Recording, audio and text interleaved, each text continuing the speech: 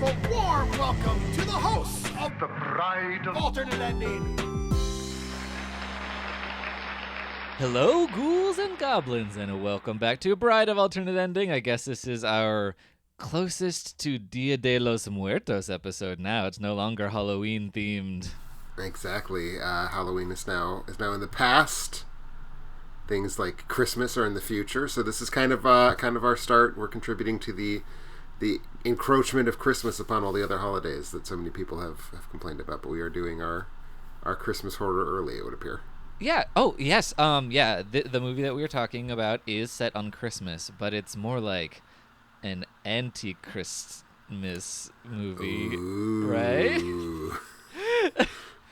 Yeah. Thanks to the Patreon member. Oh, I don't have his name written down. I think it was Harold Bleacher, but let me double check. We are discussing Antichrist / Son of the Devil movies. That is Harold Bleacher who recommended that we do this. Requested, perhaps, is the right word. Ordered. Yes, Demanded. Yes, demanded. Yes, so we're doing Antichrist movies this month for November. We put it out to a poll out to our Patreons, and y'all voted pretty. I mean, it was everything across the board got strong votes, but this one still kind of won in a landslide. It's the 1995 Alex de la Iglesia film El Dia de la Bestia, otherwise known as Day of the Beast. Yeah, I will say, and this is at least partially patting yourself and myself on the back for curating our nominees. Generally, I think when we put those 5 titles up to Patreons, there's at least one film that I'm like, please don't win. I need this one not to win. Sometimes it does. Often it doesn't. This was, I think, the first time I have ever been really excited for all 5 possible films. And I think the voting reflected that. And I think y'all picked us a good one that I certainly would not have known about, really, if not for this episode. And I certainly wouldn't have gone out of my way to seek it out. Having now seen it, I'm glad that I did.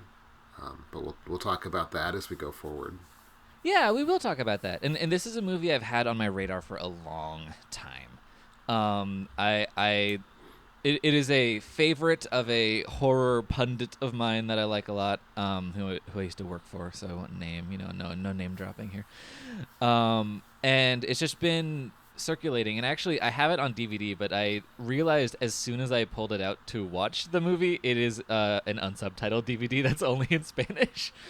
So I did opt for the it's actually streaming on Canopy through my library, so that's how I watched it. Oh, good. My library dropped Canopy some while back. Oh no! So I am without Canopy. R.I.P. I'm so sorry. Indeed, I had to rent it on Vudu like a goddamn mangy dog. But yes, it is available, in many, many places. It's available places where things are available. Yes, which was nice because I wasn't certain it would be. But yes, so let's talk about what this movie's about. Basically, it follows Padre Angel, who is a priest. He's played by Alex Angulo. He was actually, as happens when you are watching a Spanish movie, and by Spanish I mean from Spain, although it is in Spanish as well. He was in an Almodovar movie. He was in Live Flesh a couple years after this, in a small role, and he was also in Pan's Labyrinth as a doctor years after that as well. Basically, he is a priest who has deciphered a code in the Book of Revelations, right? That Revelation is the one? The Revelation, yeah. I can only imagine. And he has learned that the Antichrist is going to be born on Christmas Eve, 1995, and he has decided to sell his soul to the devil to try and get, front row tickets to the birth of the Antichrist so he can then murder said Antichrist. In order to do so, he is kind of just casually committing a bunch of sins along the way. He teams up with a guy who runs a metalhead record store where, even though I don't like heavy metal, that store looks incredible and I want to go there. His name is Jose Maria. He's played by Santiago Segura. He was in Almodovar's High Heels 2 years before this. And they also kind of kidnap, coerce, and eventually convince this kind of, well, actually a Fright Night-esque TV host. It's sort of like if Svengoolie was also Chris Angel, I think is kind of the thing about this guy. Yeah. And also a little bit Wendy Williams, like kind of talk show Yes. Satanist telling the future. His name is Cavan. He's played by Armando de Raza. It's two Z's, which I have not really encountered together in Spanish, so it might be Italian. So I'm not going to try to pronounce that properly. And If it is Italian, I assume it would be De Pazza, but I'm not 100% sure about that. yeah, but I don't know. Europe, they got all kinds of. They they're all- got they're they got so all the close to people. each other. They got the French. They got the Italians. Got those Romani. They have everyone. But anyway, these three, unlikely teammates are trying to find the Antichrist, basically. A little unclear on why Jose Maria is actually trying to help, because he says that he's a Satanist, but probably in the same way that anyone who's into heavy metal would say that they're a Satanist, but not actually want the Antichrist to be around. I mean, I think that is kind of the vibe. He's just like, he's an affable dude, which, like, people who are super into heavy metal, in my experience, just kind of goes with the flow and, like, hangs out and is there to have a good time. And I think it's just like, hey, this will be a fun time. Yeah, no, he's just kind of into it. And, I mean, that's the plot of the movie, really. We'll get into spoiler territory later on, but whether or not they do indeed find the Antichrist. And I have questions, but for the moment, what is your primary impression of Day of the Beast? Did you like it? Did you not like it? I liked it. I wish I liked it more. Is Yeah, sort I'm of in the my exact primary same boat. impression. I will say this. So you've given us a good, concise plot summary.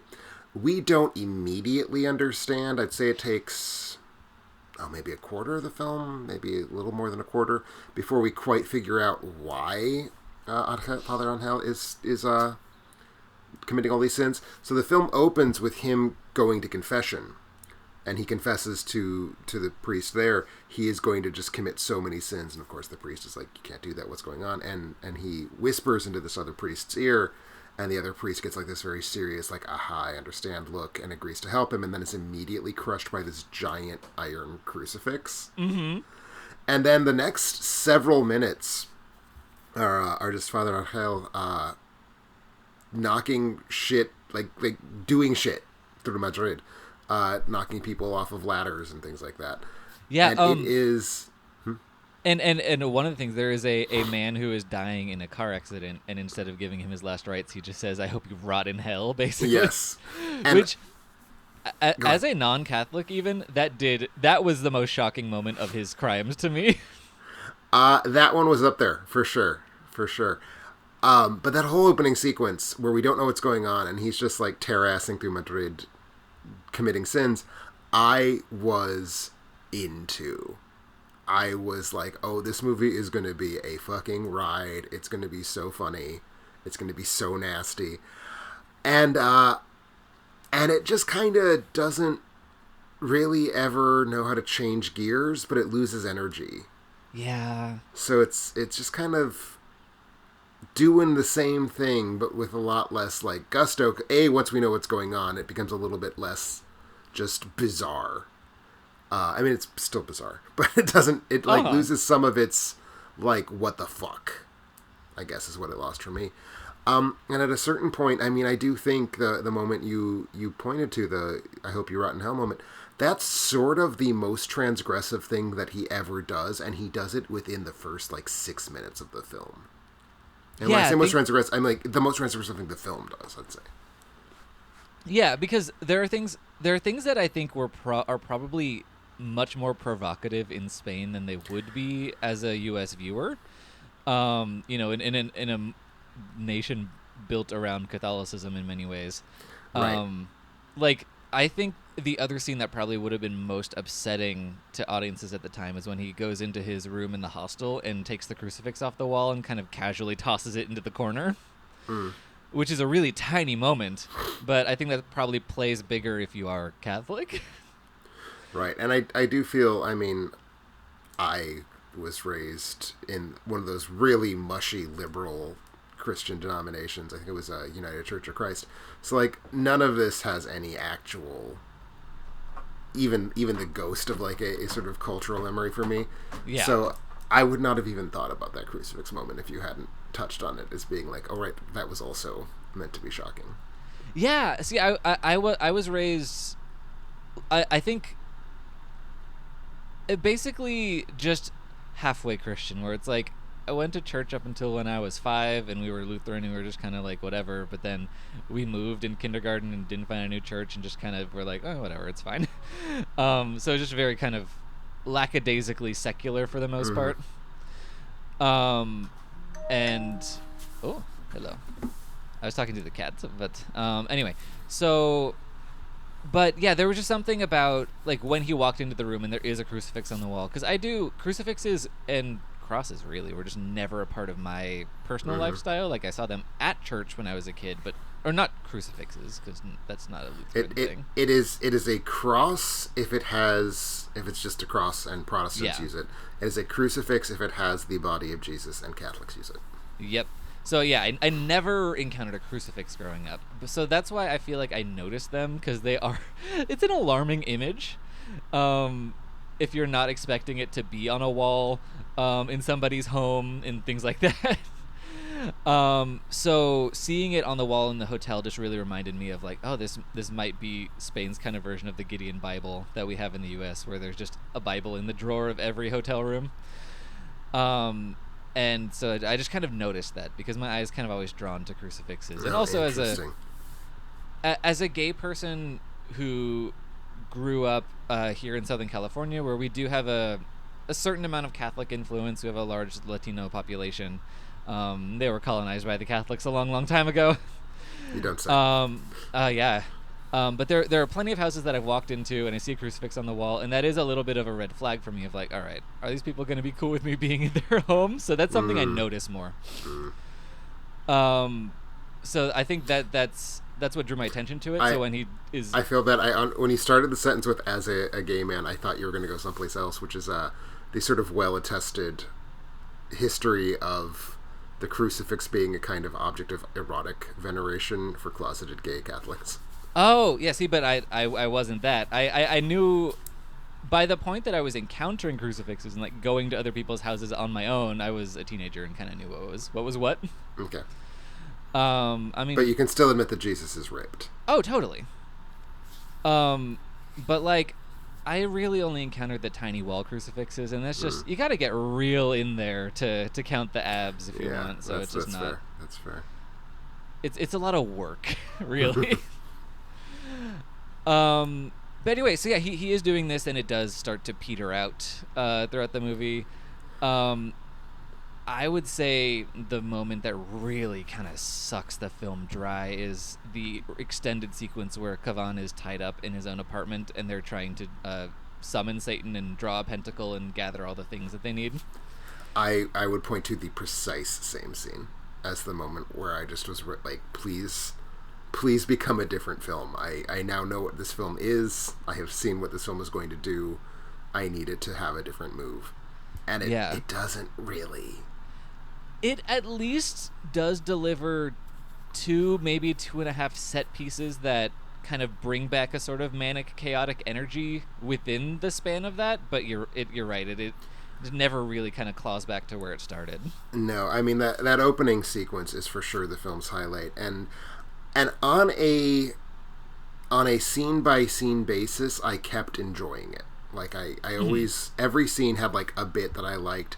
The 3 actors are doing a lot to just sort of keep like this zany Marx Brothers style comedy going, and it's a funny movie. I don't think we've actually like really tried to pin this down. It's not a horror film.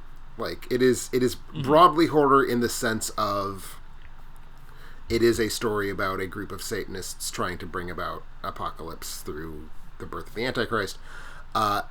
In the same way that like any film that has zombies at least probably gets to be part of the horror genre, but it is not scary, it is not tense, it is a wacky, dark comedy.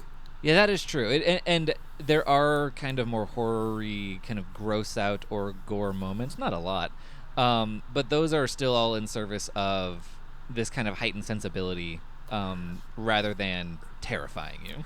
Exactly. So it does. That is its goal. Its goal is to to be funny because it is slapsticky, and also to be funny because of that, like, I can't believe what I'm seeing, nervous laughter sort of thing, which is not really a vibe I was able to attach myself to in this particular film's case, but I can certainly see where it was being generated. But so our three actors are doing, I think, a really good job of, again, sort of not playing the Marx Brothers. They don't map onto those characters, but there's that sense of like three idiots running around making mischief. It's goofy, it's zany, and so the energy never really lets up. Like, it's always a very fast moving movie. It's always a film that's really throwing a lot of gags and stuff at us, and I appreciated that. So like every single scene, there is something there that I'm like, okay, that's good, I'm rolling with this is funny, but it's definitely increasingly uninspired. Although I think by the time it gets towards its climax, it's at least pulling out some new stuff for that. But I'm curious though, you mentioned 2.5 set pieces. I assume we probably have the same, but what were the ones you were thinking of? Ooh, okay, yeah. Well, so real quick, I want to kind of preface this by saying Alex de la Iglesia was something of an acolyte of Pedro Almodovar. I believe that.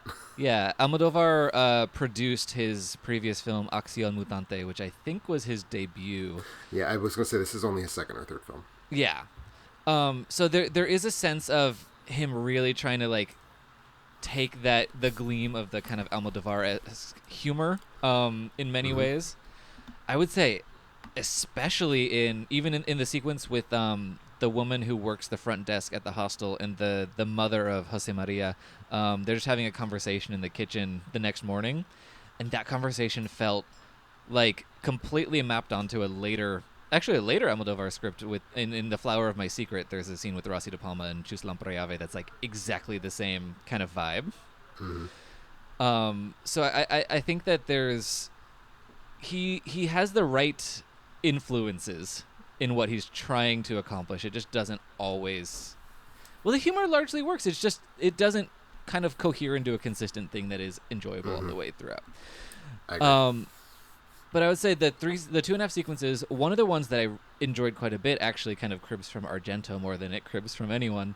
It's the sequence where he has just taken the blood from the Virgin who works the front desk, and the owner of the hostel is chasing him with a shotgun. She blasts off his ear. There is a part where he's holding a cup of blood, and she is like hanging him at the window, and the rain's pouring down, and there's a shot from above. That's in the running for my favorite shot of the film. But specifically, the way that she dies while falling down the stairs is very opening sequence of Suspiria to me. Yes, that was one of the moments I specifically was like, I kind of felt that had to be one of the moments you were talking about. Oh yeah, that's a great moment of energy. I would say, not the entire thing, but I would say what you can call the Schweppes sequence was a generally fun thing. There's a huge neon advertisement for Schweppes outside of the apartment of Gavan, and they are trying to climb their way out of his apartment to escape Satan, who they may have successfully summoned. And they're climbing down this diagonal strip in front of a neon sign, and that's a really beautiful, exciting scene, although it goes on way too long. It goes on too long, for sure. And then I would say the half that I was talking about is there's a scene of them in a car during this kind of crazed chase through the streets of Madrid that I thought had some sort of energy to it. Okay.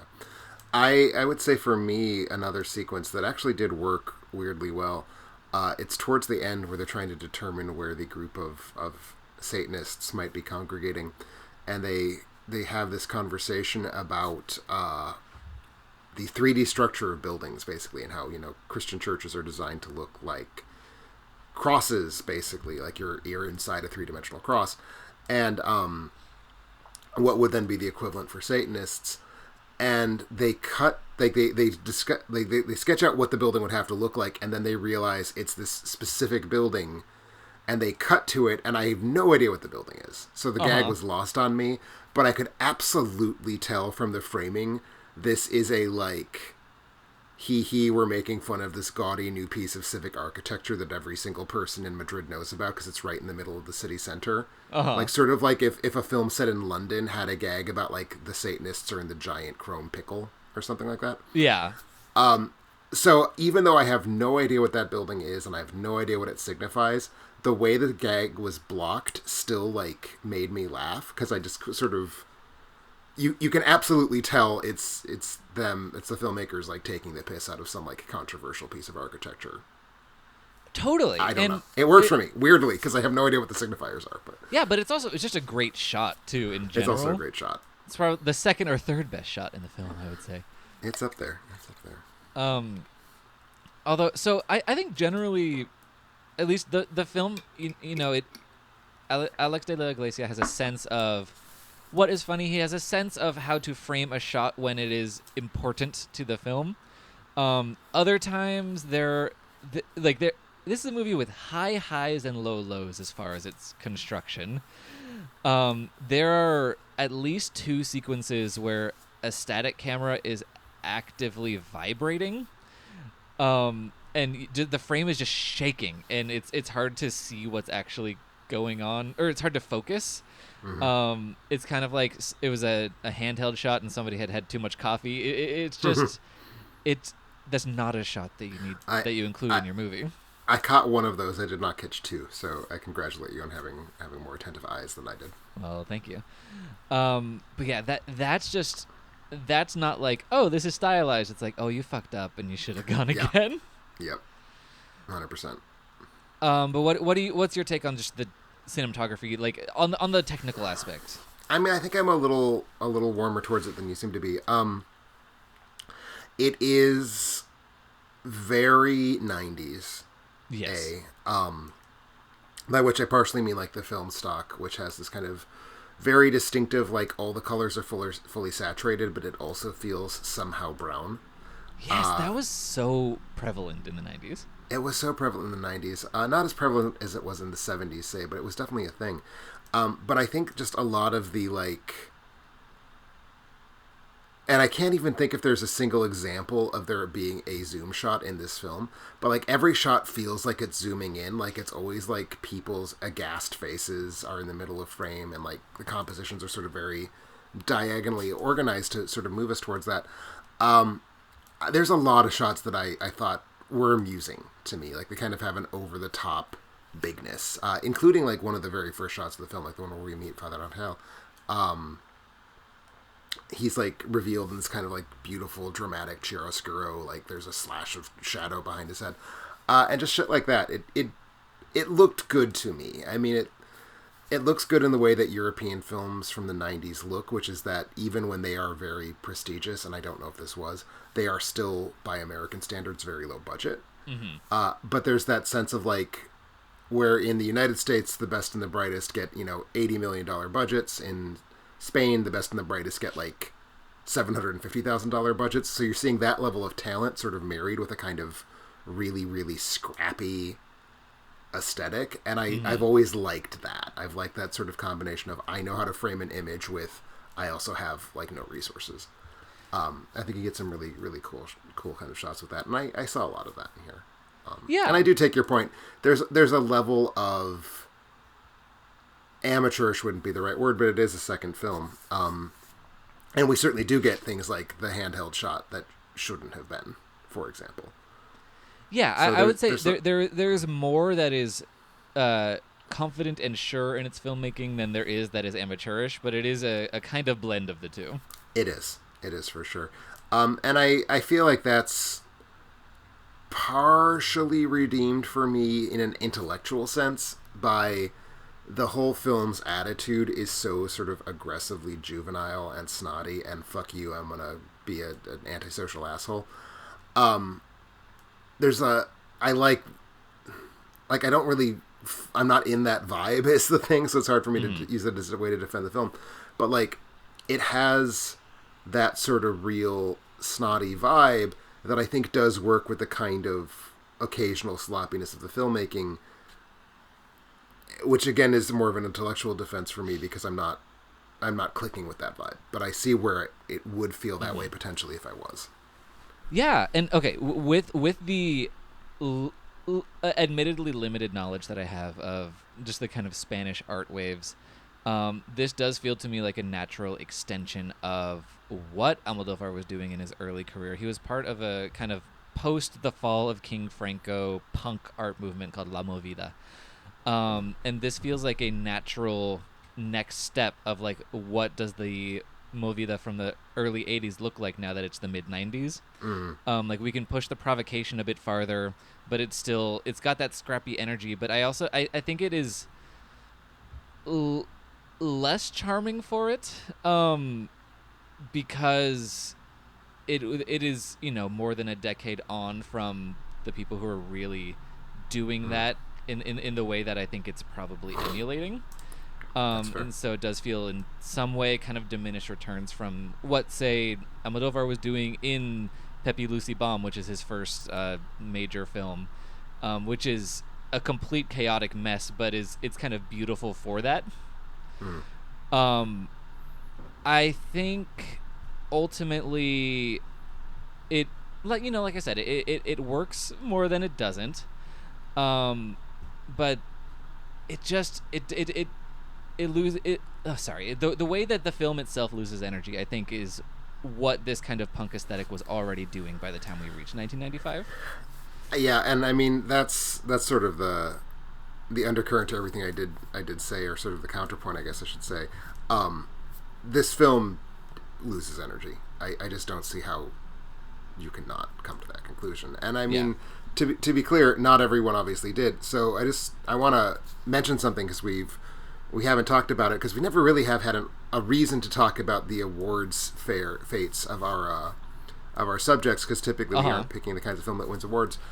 This film was huge at the 1995 Goya Awards. It was nominated for 14, including Best Film and a whole ton of things on down. It won 6. It won Best New Actor for Santiago Segura, Best Sound, Best Production Design, Best Makeup and Hairstyle, Best Special Effects, and it won Best Director. So, I don't think I'm mad about any of those. I mean, it's probably the only Spanish film from 1995 I have seen, so I can hardly complain whether it belongs there or not. But I mean, that's a ton of nominations, and certainly it is. Sorry, it is wild to me to think that this was kind of celebrated by the establishment of Spanish cinema. That's exactly what I was going to say. Like, imagine this film ever coming out at any point in time in the United States. And I mean, I guess it's not that far off from somebody like Tarantino getting a shitload of Oscar nominations, but there's a level of punkishness, as you said, a sort of like low rent quality here that even when Hollywood was nominating indies in the 90s for Oscars, they were still more like tightly constructed than this, and less fuck you in their attitude than this, I would say. Yeah, that's so interesting. And I will say one thing that I forgot to mention when I was bloviating about the aesthetic. I do think that the kind of lo-fi aesthetic really works for the brief moment of an exorcism scene that we see in the film, which is also specifically shot handheld. It's supposed to be part of the telecast of Cavan. I think that kind of like raw and dirty and ugly aesthetic is what an Exorcist project needs. Following William Friedkin's The Exorcist, it's the only type of exorcism that really gets me at all in like a modern context is one that just like it really focuses on just like the human squalid nature of it, and I think that it does that for the 20 seconds that it does. That's fair. I won't say that sequence made a ton of impression on me, but I had seen an exorcism film but the day prior to watching this, and so I was a little unreceptive to exorcism scenes. Yeah, and once you see Pray for the Devil, it really kind of ruins every other exorcism movie because it's good, right? It makes it impossible for any other genre film to match its achievements. Yes, is the zenith of the Exorcist film. But anyway, well, I'm sure I had something really intelligent to say. It flew out of my brain. Oh. I'm sorry. It's because I mentioned Pray for the Devil, which makes us all stupider just by existing. Exactly. I just want to say, one other element of its kind of religious provocation is the fact that basically everybody's name comes from a biblical or Catholic place, which happens a lot in Spain anyway.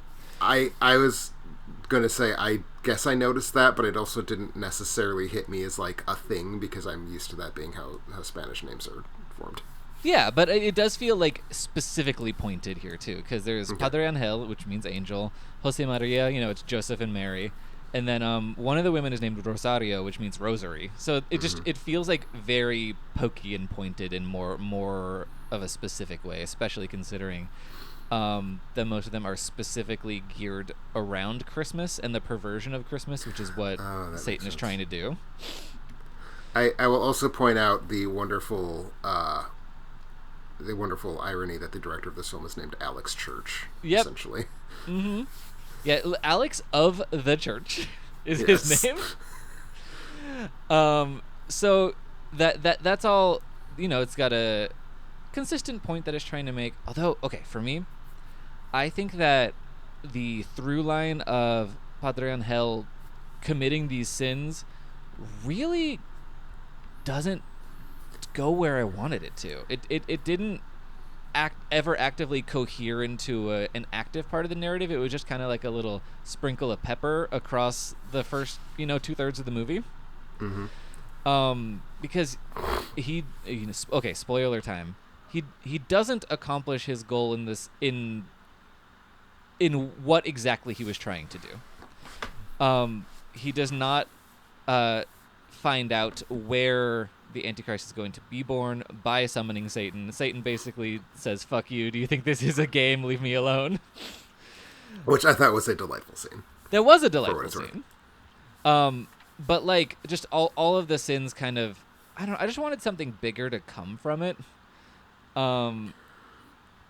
It definitely felt like the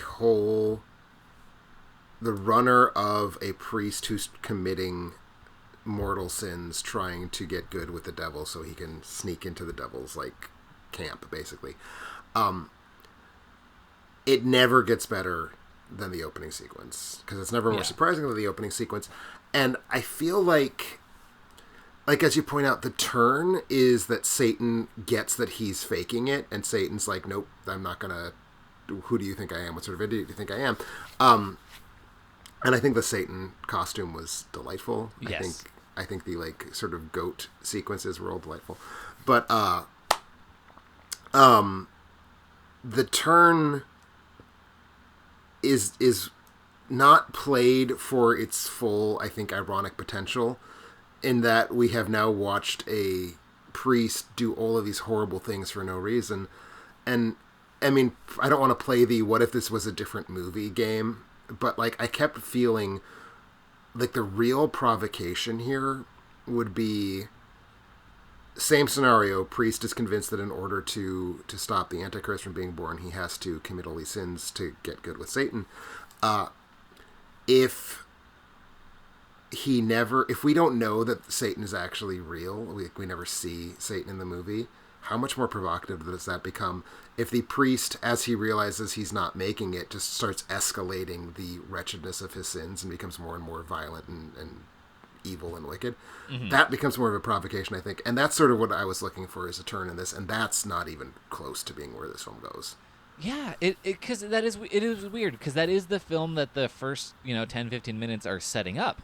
Or at least even a kind of cartoonish sense of what sin is. Like, oh, I'm going to listen to a bunch of heavy metal music and run it backwards and like summon Satan that way. It just doesn't quite do that. And like, so, after he has damned a soul to hell instead of giving last rites and, actively, he does. So there's one of those people that you see in the cities that are like dressed like a statue and then they start moving. He pushes one of those guys down the stairs. So presumably has either horribly maimed or murdered a man. That was the single gag that made me laugh hardest in this film. Oh yeah, by the way, it was quite good.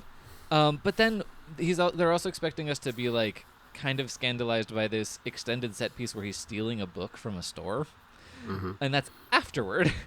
And it's very peculiar. It just doesn't quite get there. And you're right. There's something in the sense of Satan just being like, oh, that's silly, whatever. But it doesn't feel like the movie recognizes that it's transitioning at that point into something else. Exactly. But then it just kind of all unspools and never really comes together after that. Because the climax I find confounding. And I'd like to talk about it once you're done saying whatever I can feel you about to say. I just want to wrap up what I was saying before we move on to the climax. The film does have a very basic problem, and it is not the first film to have this problem. It floors the gas pedal out of the garage, and it has nowhere to go. Mm-hmm. Like, within its first, again, 5 to 6 minutes, it has had him deny the character, the one guy, absolution. It has had him kill the statue guy. And we literally, like, the first joke in the movie, the first time that you're like, oh, this is going to be wacky, is when the other priest gets crushed by the giant falling cross, which in a way is sort of, once it's done that joke, like, there's not really a whole lot of place for it to go up from that. Like, that is the most profane joke in the film. In the, like, sort of dictionary definition sense of profane. And where do you go from there? And the movie's already going balls to the wall. It's already at top speed. It has nowhere to accelerate from that opening 90 seconds. It's writing a check that the movie can't cash. Exactly. It is not going to try and keep topping itself. It's going to content itself that it has already shocked us and then just settles into this groove. And that is to me a bummer. But. Yeah, it is a bummer. And even though, like we said, there's not really... Like, most of the stuff that's happening is solid, but it's like 6 out of 10 solid, and it just never rises that high after that. But yeah, so the finale of this film, it's first of all spectacularly messy. So the Padre Angel causes a scene at this lecture about Nostradamus, and then he goes to a satanic black metal concert that he thinks is going to be the site of the Antichrist, and then they find the building, and so Kavan has lost them, and he does a TV program specifically to find them and be like, I figured out where it is, and then they end up at this kind of like construction site that's part of this new building that you already mentioned, and so what we haven't mentioned is that there's this basically neo-Nazi group that is called Limpia Madrid, which means, like, you know, clean up Madrid, and they've been murdering various homeless people and, like, convenience store employees, and just vandalizing places and just doing crime in general. And they show up again, and there is this baby under some cardboard that Padre Angel at least assumes is the Antichrist, but then Limpia Madrid shows up and kills the baby, but then he and Jose Maria go up to the top of the scaffolding, and then they see the goat man, and I don't... How does this movie conclude? It's just a lot. From the discovery of the baby through to whatever gets us into the final scene, I definitely had a hard time parsing the scene-by-scene flow. So you're not alone, okay. shall we say. Okay, good. Because it seems like the reveal is that the baby that got shot was just it was actually a homeless family that had a baby. That was what I got from it as well, yes. Okay, so and that seemed to be the capper for me, but then it fades to like several months later, and both Padre Angel and Kavan are now homeless themselves, and they look like, you know, typical, like, quote unquote bums, and they're just kind of rattling around, and they're like, do you think the world will ever know that we saved them? And I'm just kind of like, did you? What did you do? Yeah, it's not easy to parse. I didn't get it.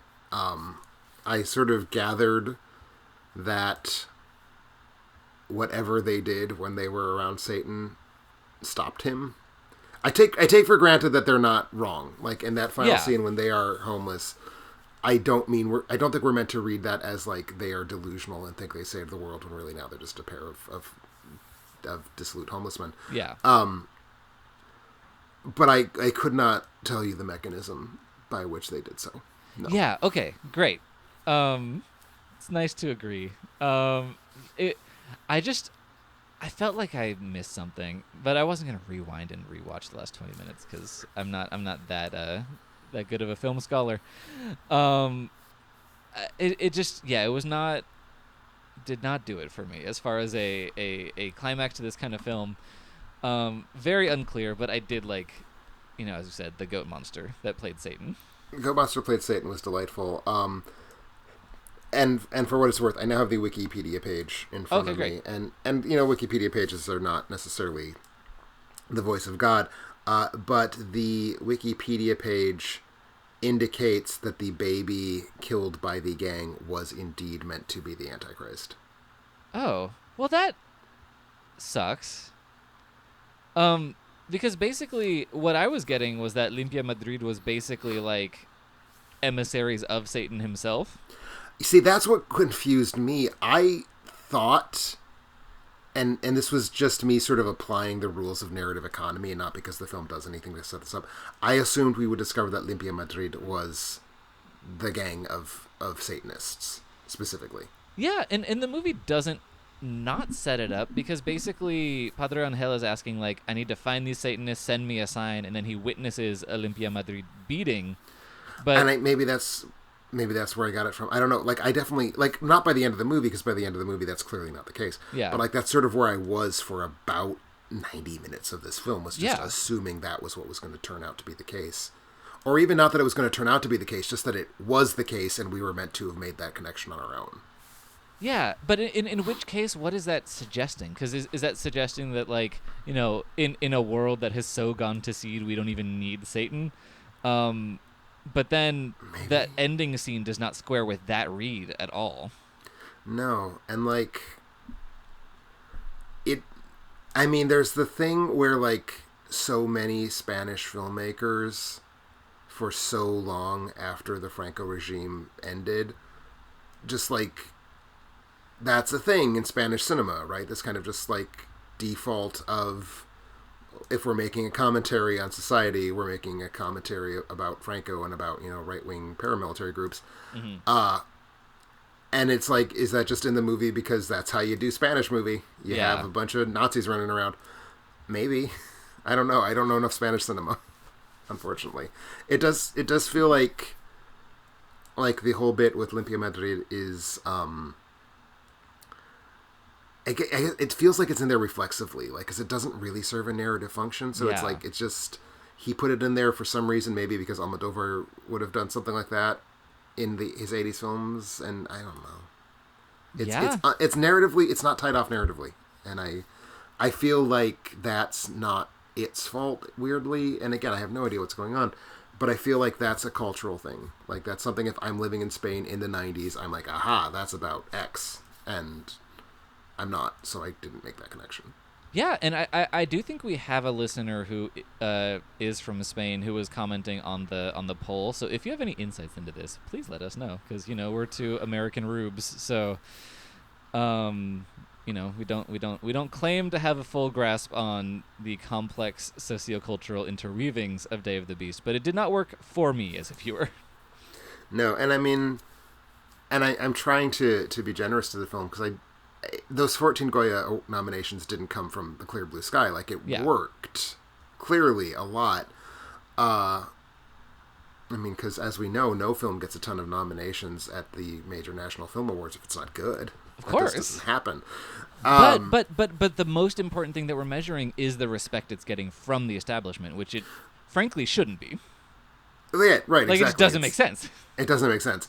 But again, I think in general, European film boards are more interesting than the Oscars. So I do think you see better films get nominated for the César and the Goya and such. So it's not quite as, like, out there. And again, this is the year after Pulp Fiction is nominated for, like, 8 Oscars. So, like, even the Oscars are getting a little bit into, there's an indie movement and it's cool. But yeah, like, I take for granted that anything that got that much establishment respect has to be making some sort of socio-cultural argument. that I'm just too dumb to get. Yeah. So I'm kind of trying to give the film the benefit of the doubt, assuming it's making that argument well. Yeah, let's do that. In even with the benefit of the doubt, it's still like it is a movie that has a lot of potential that is, squandered early on. It's the thing that we've been saying. It is a totally fun, enjoyable film. It just isn't as fun throughout as I wanted it to be. It is. I would analogize it to, you have a cake, and you have a slice of cake, and you're like, God damn, that's good cake. You know what I'm gonna do? I'm gonna eat this whole cake. Yep. And then you eat a whole cake. It's the same cake. You've just had more of it. And at a certain point, it's like maybe your ass should have some celery, because that cake's gonna fuck you up. Yeah. And is there anything else to say about Day of the Beast that we're missing? I'm sure there's tons of things to say about Day of the Beast that we're missing, but we are going to continue missing it, unfortunately. Because again, this is clearly, this is a Catholic ass movie. Very much. And you and I are not Catholic ass people. No, thankfully for me, that would make my life a lot harder, I think. For some people it works, not for me. Anyway, so that's the end of the first episode of Antichrist Month. I'm very excited with what we're bringing you next. Next, we are doing the TV movie sequel from 1976, Look What's Happened to Rosemary's Baby, which neither of us have seen. This is another first-time watch for both of us. It is a first-time watch. It's a film that's been, I won't say on my radar in the sense of like, ooh, I need to see that, but in the sense of like, what the fuck could that possibly consist of, for quite some time now. So I'm glad to finally check that one off. Yeah, because even Ira Levin couldn't make a sequel to Rosemary's Baby. His sequel novel is absolutely out of pocket. It is wild. I look forward to discussing that with you when we record our next episode. Yeah, we will discuss that, because this is a completely original a piece from whatever TV movie writers realized they could get Ruth Gordon and decided to just keep going. And that novel came out afterwards, so it's maybe his revision. I was going to say, was it him seeing this movie and being like, oh no, and deciding to correct it? Maybe. If that was his intention, it did not pan out. It is for sure his worst novel. I love Ira Levin, and that book is bad. But anyway, we'll talk about that next time in 2 weeks. So yeah, keep an eye out for that. And in the meantime, you can find more of my reviews and Tim's and podcasts and everything at alternateending.com. Follow me on Twitter at It's Raining Brands. Why not? The thing about Twitter is that, like, that's where I post my things, and I totally want people to find out about them. But also, I don't really want anyone to notice me on Twitter ever, so maybe I'll stop plugging You it. never want to be the main character of Twitter. Yeah, exactly. Like, anytime I get tagged on Twitter by someone who I don't follow, I'm like, oh god, what's happening now? But anyway, so that's my thoughts on Twitter. Bye, everybody!